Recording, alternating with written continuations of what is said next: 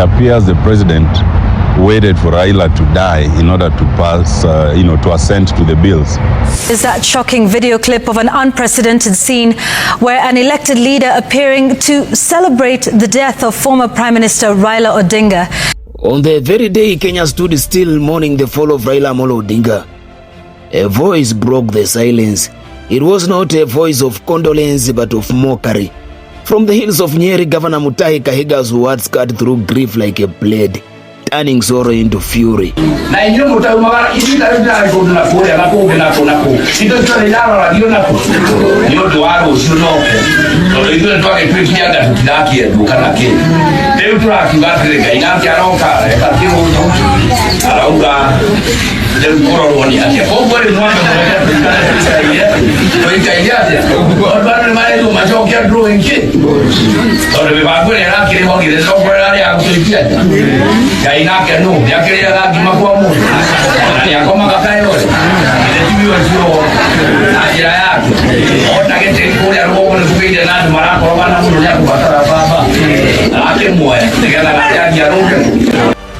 But behind those reckless remarks, a darker truth lurked.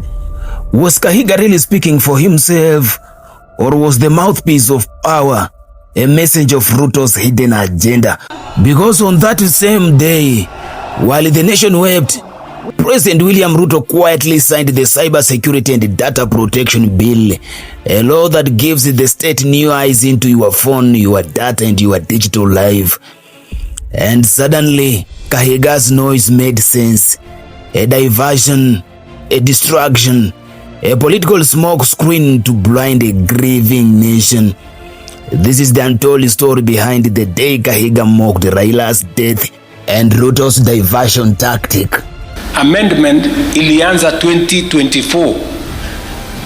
Amendment ilifanywa na bunge. Mimi niliamuka on Wednesday. Mimi nikiwa na kwa sababu hiyo ndio ilikuwa kazi yangu ya siku hiyo. Na ni kazi ya kikatiba ya kutia mkono sheria, kwa sababu ilikuwa imepita viwango vyote. Nikaletewa na speaker. Bahati mbaya tukapoteza waziri wetu mkuu wa zamani, lakini tayari nilikuwa ofisini kwa hiyo kazi. Hata nilikuwa nimevaa shati, nilikuwa naenda Ukambani kwa mambo ya barabara. Politicians like Kahiga, who in the life of Raila Amollo Odinga have used him as a bogeyman to scale their own political heights there. But it is shocking that they continue to make Raila a bogeyman in his death. The wind was hushed and the nation paused. Upon Raila's death, every Kenyan was mourning. But then a voice echoed in the hills. In the county of Nyeri, at a burial gathering, Mutahi Kahiga rose and spoke words that startled the mourners. He appeared to say that the demise of Raila Odinga on 15th October 2025, it was a God's answer to the cries of the Mount Kenya region, that since national resources were flowing west and to Nyanza, the Kikuyu had been sidelined, and now he did his wonders. In that moment of national grief, the utterance cut like a knife, a statement of triumph amid sorrow. It was more than tone deaf. It seemed politically pointed, and the country stirred. Kahiga is the spokesperson of Rigathi Gachagua. Rigathi Gachagua mocked Raila's illness and asked whether he was a virus and whether Kalonzo was a bacteria. With Gachagua and his ilk like Kahiga cannot be our friend. The line is drawn. Any person who associates with Gachagua, Kahiga, they cannot be our friends. Outrage rippled across Kenya from village markets, newspaper front pages. The Council of Governors, of which Kahiga was vice chair, convened an extraordinary meeting and swiftly removed him from the vice chair position.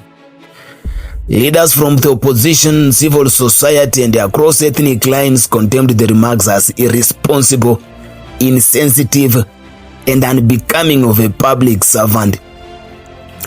Kahiga later released a tribute the following day describing Raila as an enigma and also reflecting on his long struggle The uproar raised a question. Was this a personal misstep or the opening shot of something deeper? The line is drawn. Any person who associates with Gachagua, Kahiga, they cannot be our friends. Here the story turns its page. On the same day that Raila died, October 15, 2025, President William Ruto signed into law multiple key bills, including the Computer Misuse and Cybercrimes Amendments Act of 2024. Political commentators note that while the public's gaze was drawn to the mourning and to Kahiga's provocative words, the legislative machinery moved quietly behind the scenes. Some suggest that Kahiga's remarks functioned as a diversion, pulling focus from the law's passage. And then the speculation. Was Kahiga acting at the behest of a higher power? Some allege his voice echoed to the interest of the Deputy President Rigathi Gachagua. Others say the real architect was William Ruto himself. In the theater of politics, deflection is as powerful as action. Wale wanaosema waseme ukweli. But let us now unravel that law. The Cybercrimes Amendment Act expands the state's power over the digital realm. It grants the National Computer and Cybercrimes Coordination Committee authority to block websites, to regulate content deemed harmful or hate speech, and to impose stricter penalties for online harassment. For example, fines of up to Kenya shillings 20 million or up to 10 years imprisonment for grossly offensive, indecent, or frightening online behavior. The signs of tensions are clear. Supporters say the law is necessary to curb rising cyber threats and digital crime. Critics say it is lever for censorship, an engine of control under the guise of security. When this law was signed on the day the nation mourned, one cannot help but wonder, was the grief stage managed?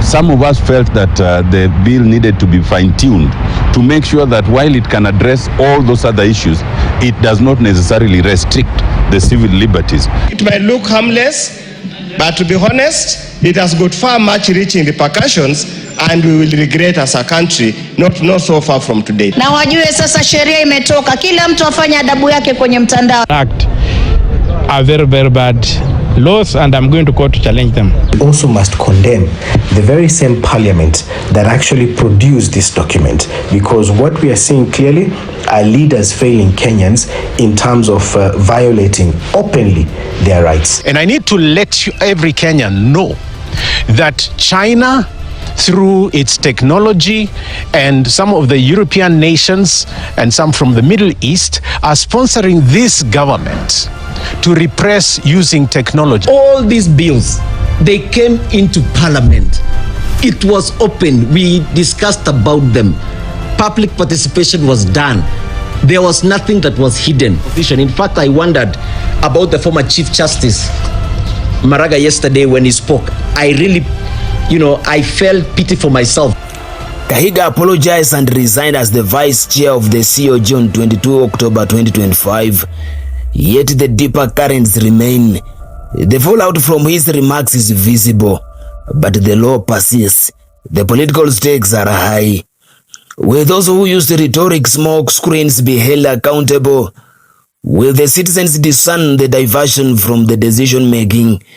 In the run-up to 2027 general elections, this episode may become a cautionary tale that words can be ammunition, law can be camouflaged, and mourning can become a mirror. For Kenyans, the lesson: in grief we remember, in politics we watch, in legislation we resist blind assent, because power doesn't just speak at the podium, it signs in silence.